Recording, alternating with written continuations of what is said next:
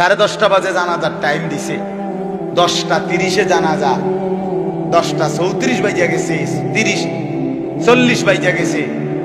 কিছু মানুষের এই পরিমাণ অস্থিরতা। এই মিয়া, টাইম টেবিল ঠিক রাখো না। কইলা 10:30 জানাজা, 10 মিনিট ওভার হয়ে গেছে, কতক্ষণ খাড় করায় রাখবা? মানে উনি ব্যস্ত, ওনার এই 10 মিনিট সময় নাই। আল্লাহর কসম বন্ধু, এই মানুষটাও এরকম ব্যস্তই ছিল। যে মানুষটার জানাজা হচ্ছে এখন, যার লাশ এখানে শোয়ানো, এই লোকটাও এমন ব্যস্তই ছিল। তার হাতেও একদিন সময় ছিল না। আজ গোটা পৃথিবী সব আগার জায়গায়, এই বেচারা শুধু নিস্তব্ধ। চোখের সামনের জলজ্জান্ত মানুষটা স্তব্ধ, আর হাত নড়ে না, পাও নড়ে না, আর চোখ নড়ে না, জিহ্বা নড়ে। এজন্য দুনিয়ার এই ব্যস্ততার ভিতর দিয়ে আমরা যদি মনে করি যে আমি শুধুই দুনিয়া, ভালো মন্দ, লাভ লোকসান, চাওয়া পাওয়া, প্রাপ্তি অপ্রাপ্তি, মনের চাহিদা পূরণ, সবকিছু শুধু দুনিয়া ভাইয়া, বাবা তো আখিরাত কার জন্য? কবর কার জন্য? তাইলে নবীজি সাল্লাল্লাহু আলাইহি সাল্লাম কাকে তাইলে আখিরাত বুঝাইতে চাইছেন? আল্লাহর কোরআন এমন কোন সূরা নাই, কোরআন শরীফের 114টি সূরা, 114টি সূরার এমন কোন সূরা নাই, এমন কোন রুকু নাই কোরআনে যেখানে আখিরাতের কথা, পরকালের কথা আলোচনা নাই। এই পরিমাণ আল্লাহ তাআলা আখিরাত, পরকাল, পুনরুত্থান, হাসরের মাঠ, এগুলো আল্লাহ তাআলা এতবার বলছেন, অস্বীকার করার, পাশ কাটার কোন সুযোগ, কোন সুযোগ। কোরআন শরীফে আছে সূরা মুলকের মধ্যে, জাহান্নামী যখন চিৎকার করবে, জাহান্নামের ফেরেশতারা তখন বলবে, আলাম ইয়াতিকুম নাদির, এই নাফরমান, তোমারে কি কেউ কোনোদিন জাহান্নামের ভয় দেখায় নাই? ক্বালু বালা, সে বলবে হ্যাঁ, কাদ জাআনা নাদির, আমার কাছে বহু ভয় প্রদর্শনকারী বান্দা এসেছিল। কত ইমাম, কত খতিব, কত আলেম, কত ওয়াইজ, কত বক্তা, কত পীর, কত মাশায়েখ, কত আউলিয়া, কত বুজুর্গ চোখের পানি ফেলে ফেলে বারবার বারবার আমার এই জাহান্নামের কথা বলছিল, কিন্তু ফাকাদ্দাবনা, আমি মিথ্যা মনে করেছি। অকুলনা মা নাযালাল্লাহু মিন শাই, আমি আরো বলছি এগুলো আল্লাহ বলে নাই, তোমরা মোল্লারা, মুন্সিরা তোমরা বানায়া বানায়া বলো। হ্যাঁ, অনেক বেত্তমিজ লোক আছে, ও হয়তো না, হুজুররা যত কয় এত না, না ওরা জানে, ওরা আগেও একবার ফিডা খাইয়া আইছে, ওরা একবার ঘুরে আইছে হাসরের মাঠ, ওরা জানে যত কয় এত না। ও কইতে লাগলে সবাই কয়, বাড়াইয়ে কয়, মাইক ফাইলে কে না কয়। এই সমস্ত বিদ্রুপ আলেমদের কথাকে আপনি অবজ্ঞা করলেন। আসলে তো আলেমদের কথা না, কথা যদি হুজুরের কথা হইতো তাইলে না হয় আপনি ফেলে দিতেন, কিন্তু জবানে না হুজুরের কথা, তো সরাসরি আল্লাহ কথা, তো রাসূলুল্লাহর, আল্লাহর, তো সে কথা প্রত্যাখ্যান করলেন কেন? আমরা আমার কথা, আমার ব্যক্তিগত যদি কথা হয় সেটা ফেলে দেন, কথা বোঝেন নাই। কিন্তু উলামায়ে কেরাম আপনাদেরকে নসিহতের মাধ্যমে নিজের ব্যক্তিগত হুজুরদের কথা বলে না, কথা বলেন না কেন? কার কথা বলে? আল্লাহর কথা বলে, রাসূলুল্লাহ সাল্লাল্লাহু আলাইহি সাল্লামের কথা বলে, তো সেটা বাদ দিলেন কেন? সেটা বাদ দিবেন। আমার ব্যক্তিগত কথা তো আপনাদের ধরতে বলি নাই, আমার ব্যক্তিগত কথা বলি, আপনারা দেখি গ্রহণ করেন কিনা বলেন। মনে করেন আমি কুমিল্লা ক্যান্টনমেন্ট থাকি, ময়নামতি সাহেবের বাজার, আমার মাদ্রাসা বাসা ওইখানে। তো আমি কুমিল্লা ক্যান্টনমেন্টে একটা বড় টাওয়ার আছে, গুমতি টাওয়ার। এই গুমতি টাওয়ারের নিচে আন্ডারগ্রাউন্ডে মুদি দোকান এবং তরি তরকারির দোকান। আমি প্রত্যেক দিন ওইখানে তরি তরকারি এবং মুদি যত মাল, এই যে পেঁয়াজ, রসুন, আদা, তেল এগুলো এবং মাছ তরকারি, এগুলো ওই গুমতি টাওয়ার থেকেই সবসময় কিনি। আপনারাও সবাই নিয়ত করেন ইনশাআল্লাহ এখন থেকে সবাই কুমিল্লা ক্যান্টনমেন্ট গুমতি টাওয়ার থেকেই তরকারি এবং চাল, ডাল, তেল কিনবেন, বলেন ইনশাআল্লাহ। কথা বলেন না, তো তা আপনি কি বলবেন? কি কি হুজুর আপনি পাগল হলেন? আমি কিনতাম আমার আমনের ক্যান্টারম্যান আমি কিনতাম যাবো, আমাকে দেশে কি মাস্টার গাড়ির অভাব পড়ছে নি? ঠিক কিনা বলেন না কেন? তাহলে এইটা না আমার ব্যক্তিগত কথা, কথাটা আমার বুঝছেন নি? এইটারে তো আপনারে মানতে কই নাই আমি তো বলি না আপনারে যে আপনি আমার লগে গিয়ে বাজার করেন। তাহলে আপনি যে বললেন হুজুর এরকম কয়, হুজুরের সব কথা ধরলে চলন যাইতো না বর্তমান জমানায়। আপনারা তো আমার একটা কথাও ধরতে বলি নাই, আপনাকে বলছি আল্লাহর কথা না ধরতে। আপনাকে তো বলেছি ভাইয়া রাসূলুল্লাহ সাল্লাল্লাহু আলাইহি ওয়াসাল্লামের কথা ধরতেন। আল্লাহর কথা ফিরায় দেয় কেমনে? নবীর কথা ফিরায় দেয় বলেন বাবা। মেহেরবানি করে এই জন্য বুঝতে শিখেন, বুঝতে শিখেন। তিনটা জিনিস আমাদের মধ্যে লাজেম থাকা চাই। এক হলো তাওহীদ, দুই হলো রিসালাত, তিন হলো আখিরাত। এই তিন জিনিস ভুলে গেলে মুসলমান হয় না।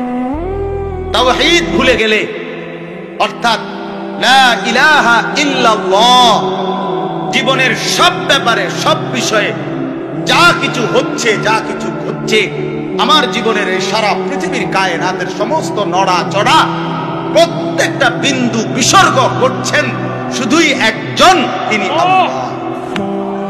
তিনি কে? লা ইলাহা ইল্লাল্লাহ, আল্লাহ ছাড়া আর কোনো ইলাহ নাই, দেনেওয়ালা আর কেউ নাই, পালনেওয়ালা আর কেউ নাই। এটা তাওহীদ। আর শাজিমের উপর থেকে সাতবক জমিনের নিচ পর্যন্ত যেটা যেমনে যেভাবে আছে সেটা একজনই পরিচালনা করছেন, তিনি আল্লাহ। এই কথা যত দিলের মধ্যে বসাইতে হবে। দুই নাম্বার রিসালাত। রিসালাত মানে হলো মুহাম্মাদুর রাসূলুল্লাহ সাল্লাল্লাহু আলাইহি সাল্লাম, এই কথা গ্রহণ করা। এই কথা আবার গ্রহণ করার কি? এই কথা গ্রহণ করা হইল মুহাম্মদ আল্লাহর রাসূল, আল্লাহ আমার জন্য উনাকে পাঠাইছেন। অতএব আমার জীবনের হাসি কান্না আনন্দ বেদনা, রাত দিন, ঘর সংসার বাজার ব্যবসা, আয় রোজগার, স্ত্রী পুত্র পরিজন, কদম কদম বিন্দু বিন্দু নিঃশ্বাস নিঃশ্বাস আমি অনুসরণ করব একজনকে, তিনি মুহাম্মাদুর রাসূলুল্লাহ সাল্লাল্লাহু আলাইহি ওয়াসাল্লাম। এটারে বলে রিসালাত। এটাকেই বলে নবী সাল্লাল্লাহু আলাইহি সাল্লামকে চেনা, এটাকেই বলে নবী সাল্লাল্লাহু আলাইহি সাল্লামকে ভালোবাসা, এটাকেই বলে নবী সাল্লাল্লাহু আলাইহি সাল্লামকে অনুসরণ। আমার ভাইয়া, আল্লাহর দোয়াই আপনি আপনার জায়গাতেই থাকেন, আপনি আপনার তরিকাতেই থাকেন, আপনি আপনার পীরের কাছেই থাকেন, যে যেখানে আছেন থাকেন, কোনো অসুবিধা নাই। শুধু নিজেরে ধোঁকা দিয়েন না, ধোঁকা খাইয়েনও না, কাউরে ধোঁকা দিয়েনও না। আল্লাহ রাসূল বলছে আল মুমিনু লা ইয়াখদাউ ওয়ালা ইখদাউ। খেয়াল করে শুনেন এই কথাটা। মুমিন, নবীজি বলছে, কোন ইমানদার কাউকে ধোঁকা দেয় না। খোদার কসম নবী বলছে ইমানদার ধোঁকা খায়ও না। লা ইয়াখদাউ অর্থ সে ধোঁকা দেয় না, ওয়ালা ইখদাউ অর্থ নিজেও ধোঁকা খায় না।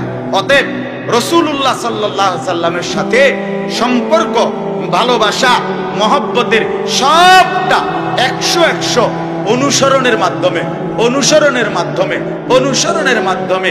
চেহারায় যার দাড়ি নাই সে রাসূলকে ভালোবাসে না, ঘরে যার স্ত্রী বেপরদা সে রাসূলকে ভালোবাসে না, উপার্জনের মধ্যে যার হালাল নাই সে রাসূলকে ভালোবাসে না, জীবনে যার সুন্নত তরিকার অনুসরণ নাই সে আল্লাহর রাসূলকে কশিন কালেও ভালোবাসে না। ভালোবাসে বললে এটা ভালোবাসার নামে ধোঁকা, মিথ্যাবাদিতা ছাড়া আর কিচ্ছু। হ্যাঁ, হাসরের ময়দানে মার খাইয়েন না, ধরা খাইয়েন না। কথা বুঝছেন না? এখানে গাছ জোর দেখাইয়া হয়তো আমনে চিৎকার দিয়া, হুঙ্কার দিয়া, এই কইয়া সেই কইয়া, খাইয়া দাইয়া, বিরানিয়ে খিচুড়িয়ে মিল্লা পার হইয়া গেলেন আর কি। কিন্তু কবর আখেরাত এত সোজা না। আখেরাত হাসরের মাঠ, মামুর বাড়ি না। হাসরের মাঠ নানার বাড়ি না, আমনের চাচার শ্বশুর বাড়ি না। হাসরের মাঠ সেই মাঠ ১৬ লক্ষ আম্বিয়া, আদম থেকে মুহাম্মদ সাল্লাল্লাহু আলাইহি সাল্লাম পর্যন্ত সমস্ত নবী রাসূল যে মাঠের ভয়ে আল্লাহর কাছে দিবানিশি কাঁদছেন, সেই মাঠের নাম হাসরের মাঠ। সব নবী, সব নবী আল্লাহর কাছে হাসরের মাঠের ব্যাপারে দোয়া করছে। আমাদের নবী সাল্লাল্লাহু আলাইহি সাল্লাম পর্যন্ত যার কোনো গুনাহ নাই, যিনি নিষ্পাপ, সেই নবীজি পর্যন্ত 5 ওয়াক্ত নামাজের পরে সব আলেমদেরকে জিজ্ঞাসা করেন, নবীজি নিয়মিত 5 ওয়াক্ত নামাজের পরে দোয়া করতেন, আল্লাহুম্মা হাসিবনি হিসাবান ইয়াসীরা। আল্লাহ, হাসরের মাঠে আমার ভয় লাগে, আমি মুহাম্মদের, আপনার বন্ধুর হাসরের মাঠের হিসাব সহজ করে দিন। নিজের ব্যাপারে বলছি। এই জন্য বাপ রাগ হইেন না। 1 নম্বর তাওহীদ, কলিজার ভিতরে ঈমান মজবুত করতে হবে। 2 নম্বরে রিসালাত, জিন্দেগীর মধ্যে রাসূলুল্লাহ সাল্লাল্লাহু আলাইহি সাল্লামের অনুসরণ নিশ্চিত করতে হবে। নিশ্চিত করতে হবে। কেন মিসওয়াক করেন না? আপনি জানেন নবীজি মিসওয়াক করতেন, এই জন্য করেন। কেন দস্তরখান বিছায়া খানা খান না? আপনি জানেন, শুনছেন যে নবীজি সাল্লাল্লাহু আলাইহি সাল্লাম দস্তরখান বিছায়া সমান জায়গায় খানা খাইতেন, এই জন্য আপনি ইচ্ছা করে এটা বিছান না। কারণ আপনার কলিজার ভিতরে সিদ্ধান্ত, আমি মুহাম্মদুর রাসূলুল্লাহ সাল্লাল্লাহু আলাইহি সাল্লামের বিরোধিতা করি। কেন আপনি দাড়ি কাটেন? কারণ আপনি শুনছেন নবীজি দাড়ি লম্বা করতে বলছে, এই জন্য আপনি এটা বুঝাইলেন।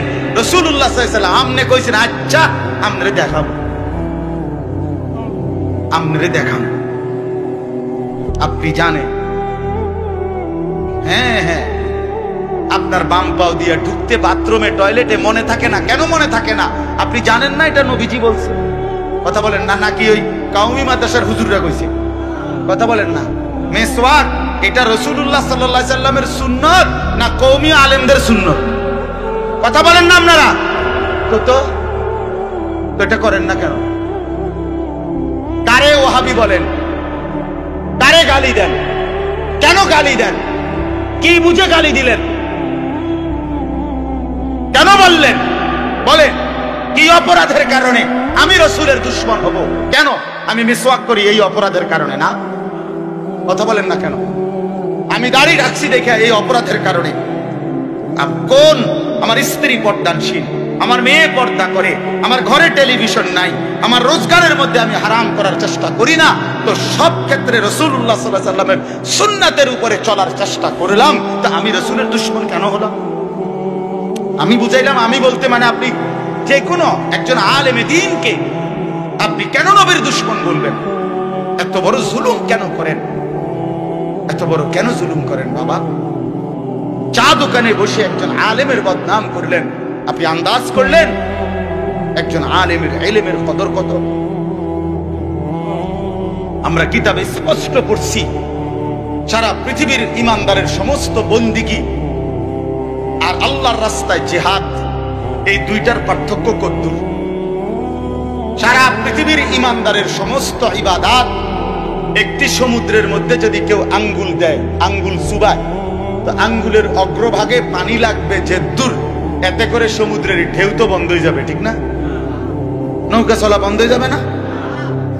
সমুদ্র টের পাবে কিছু?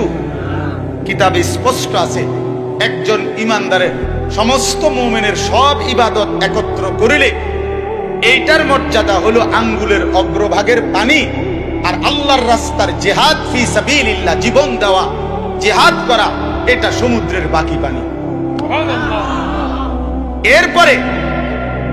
এরপরে লিখছে যে সমস্ত ইবাদত এবং আল্লাহর রাস্তার যুদ্ধ, এইটাও এবার একসাথে করেন। এই সবটা এবার ইবাদত এমনকি জিহাদ সবটা একত্র করিলে আঙ্গুলের অগ্রভাগের পানি, খোদার কসম, আল্লাহর কসম, ইলম, কোরআন সুন্নাহর ইলম, এইটা সমুদ্রের বাকি পানি। বিশ্বাস করুন। এবার বলেন, এক আলেমে দ্বীনের কদর কত? আমি কারে টিটকারি করি? কারে? ওটা আপনার মসজিদের ইমাম ৬০০০ টাকা বেতন দিয়ে আপনার চোখে লাগছে না? বেটার বেতন কম। হ্যাঁ, বেটার বেতন কম তো আপনি না কম দিচ্ছেন, উনি নি কম নির্ধারণ করছেন, আপনি না তারে মূল্যায়ন করেন না।